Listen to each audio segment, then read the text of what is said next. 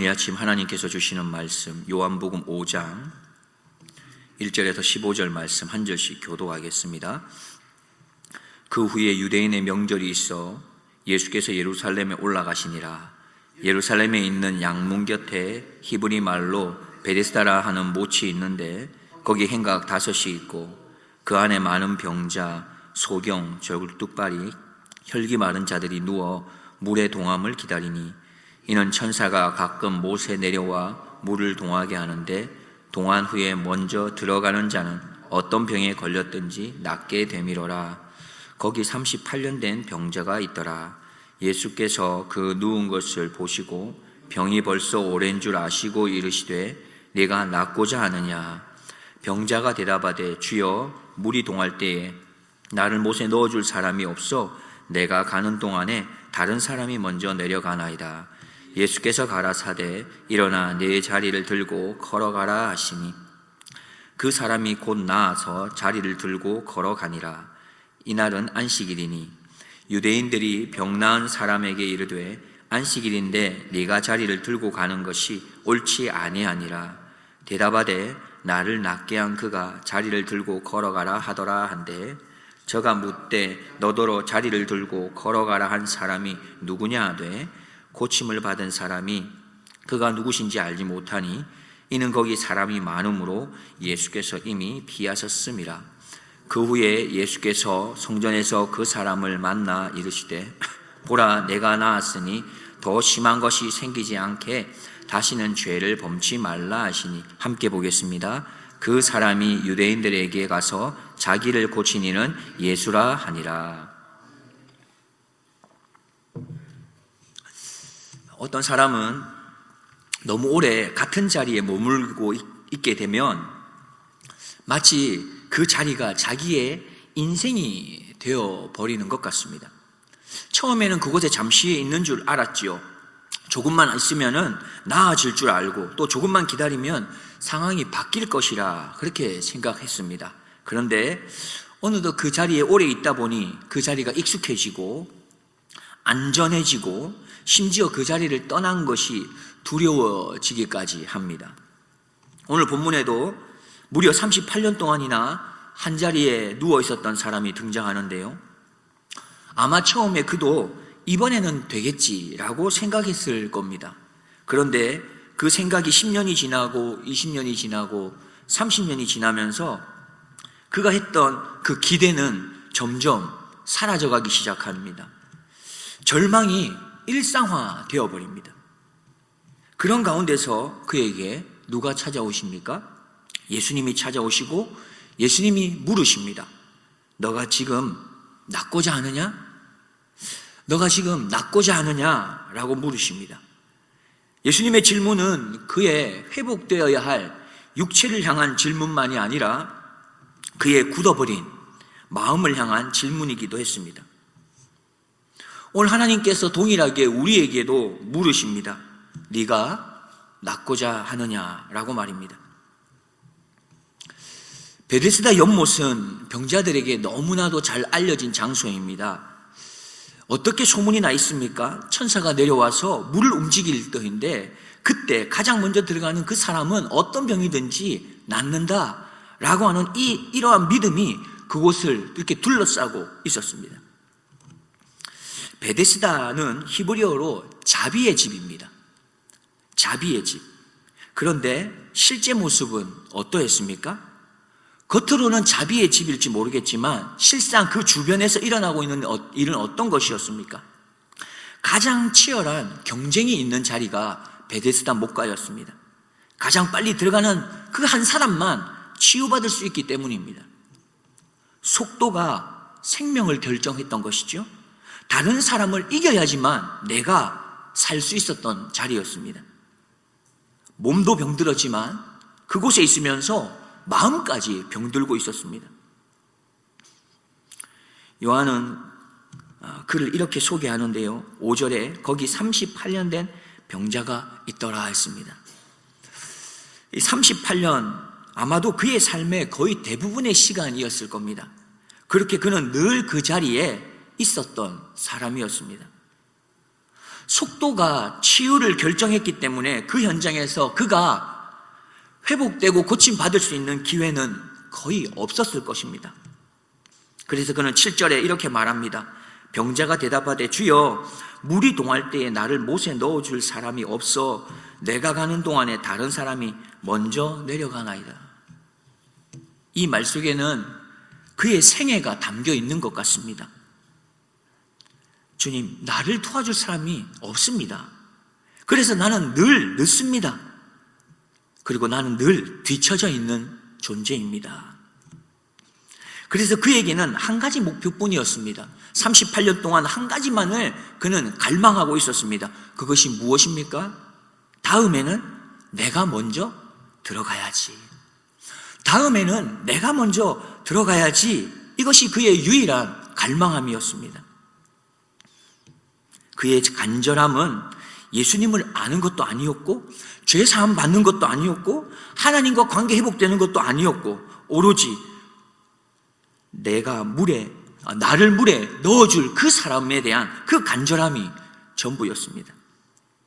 바로 그때 예수님이 찾아오시는데요. 6절입니다.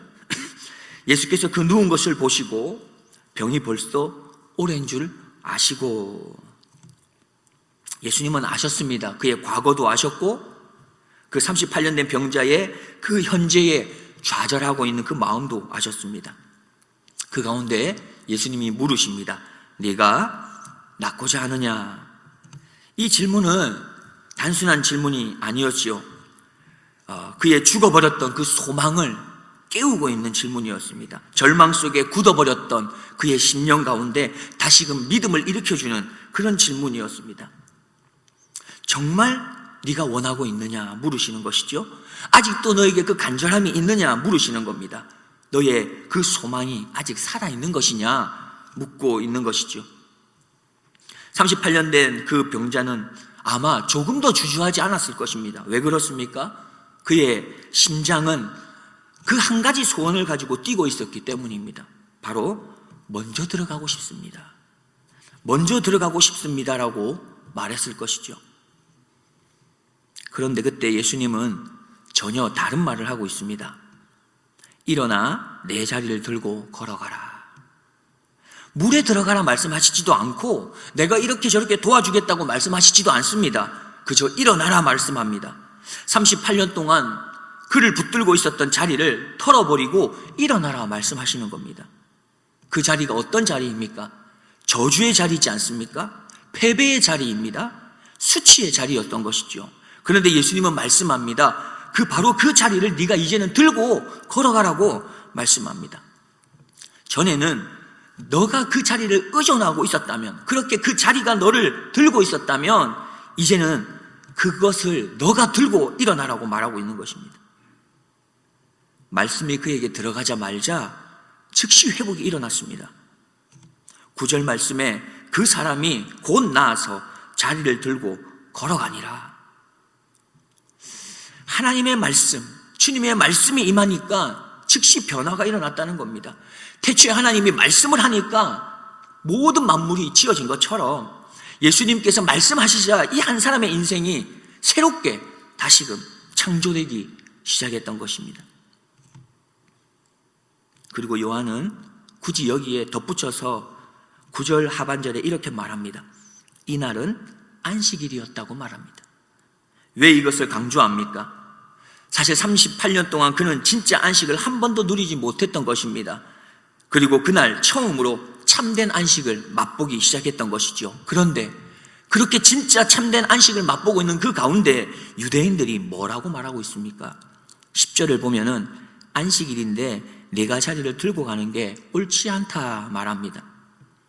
지금 유대인들은 한 병자가 치유를 받고 난 그 기쁨을 누리고 있는 것들을 바라보지 못하고 있는 것입니다. 새 생명으로 다시 태어난 그 감격을 함께 누리지 못하고 있는 것이죠. 유대인들은 어떻습니까? 율법 조항만 바라보고 있습니다. 형식은 지켰는지 모르겠습니다. 어떠한 규칙을 지켰는지는 모르겠어요.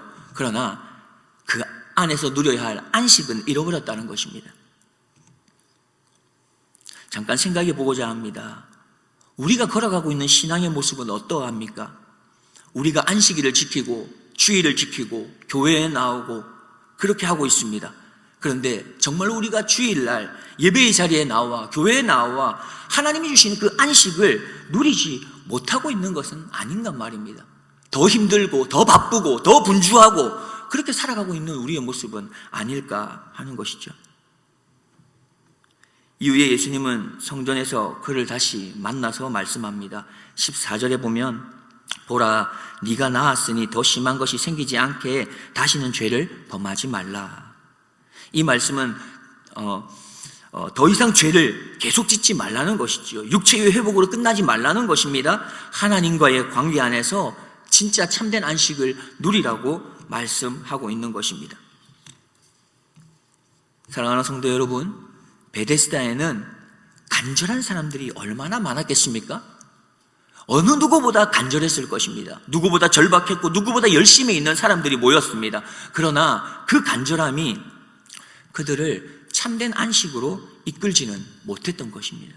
왜냐하면 그들의 그 간절함은 경쟁에서 이기기 위한 간절함이었기 때문입니다. 이번에는 내가 먼저 들어가야 된다는 것이죠. 이번에는 내가 나아야 된다는 것입니다. 당신은 잠시 있으라는 것입니다. 내가 이겨야 된다는 그 경쟁 구도 안에 있는 그런 안식을 누렸던 겁니다. 오늘 우리의 교회는 어떻습니까? 교회 안에 열심도 있고 봉사도 있고 간절한 기도도 있습니다. 누군가에게는 간증이 있고요. 누군가에게는 체험도 있습니다. 그러나 혹시 우리도 모르게 이 신앙 안에서조차도 내가 앞서가고자 하고 내가 인정받고자 하고 내가 높아지고자 하는 그런 구함을 가지고 있는 우리의 신앙의 모습은 아닌가 하는 것입니다. 기도조차도 주님, 이번에는 제가 먼저 돼야 되지 않겠습니까? 라고 기도하는 것이죠. 이렇게 베데스다의 그 기도와 닮아있는 모습이 혹 우리의 기도 안에도 있는 건 아닐까 하는 겁니다. 베데스다에 기적이 있었습니다. 베데스다에 놀라운 치료함이 있었습니다. 그러나 그 치료는 있었을지 모르지만, 기적은 있었을지 모르지만 참된 쉼은 그곳에 없었다는 것입니다. 38년 된 병자가 회복될 수 있었던 이유가 무엇입니까? 그가 경쟁에서 이겼기 때문이 아닙니다. 그의 간절함 때문에 그렇게 병이 치료된 것이 아닙니다. 그 병자가 회복된 이유는 예수님이 찾아왔기 때문입니다. 예수님이 말씀하셨기 때문이고 그 말씀에 그가 순종했기 때문입니다. 참된 안식은 경쟁의 결과가 아니라 예수님의 찾아오심으로 시작되는 것입니다. 예수님의 말씀에서 시작되는 것입니다. 그러므로 우리의 신앙의 중심은 무엇이어야겠습니까? 예수님이어야 합니다. 우리의 신앙생활에 있어서 열심을 내고 최선을 다하고 때로는 희생하는 그 모든 것들이 어디 앞에 있어야 합니까? 예수님 앞에 있어야 하고 하나님의 말씀의 언약 앞에서 이루어져야 한다는 것입니다. 오늘도 주님은 묻고 있습니다. 네가 낫고자 하느냐? 이기기를 원하느냐 물으실 수도 있죠. 아니면 내 안에서 참된 안식하기를 원하느냐? 그렇게 물으실 수 있는 것입니다. 사랑하는 성도 여러분, 베데스다의 그 신앙을 내려놓고 예수님 안에서 참 안식을 누리는 복된 우리의 걸음이 될 수 있기를 주님의 이름으로 축원합니다. 기도하겠습니다. 은혜로우신 하나님 아버지, 오래 머물러 이제는 익숙해져 버린 우리의 자리들을 주님 앞에 내려놓습니다. 처음에는 잠시일 줄 알았지만 어느새 체념이 되고 습관이 되어버린 마음을 불쌍히 여겨 주옵소서. 오늘도 우리를 찾아오셔서 네가 낫고자 하느냐 물으시는 주님의 음성을 듣게 하시니 감사합니다. 주님, 우리가 경쟁에서 이기기를 구했던 마음들을 내려놓고 주님 안에서 참 안식을 구하게 하옵소서. 붙들고 있던 자리를 이제는 들고 일어나는 그런 믿음을 허락하시고 말씀에 순종함으로 새로운 걸음을 걷게 하옵소서. 다시는 죄 가운데 머물지 않게 하시고 주님과의 관계 안에서 참된 쉼을 누리게 하여 주옵소서. 오늘도 우리를 참 베데스다가 되시는 예수님께 맡겨드리며 예수 그리스도의 이름으로 기도드리옵나이다.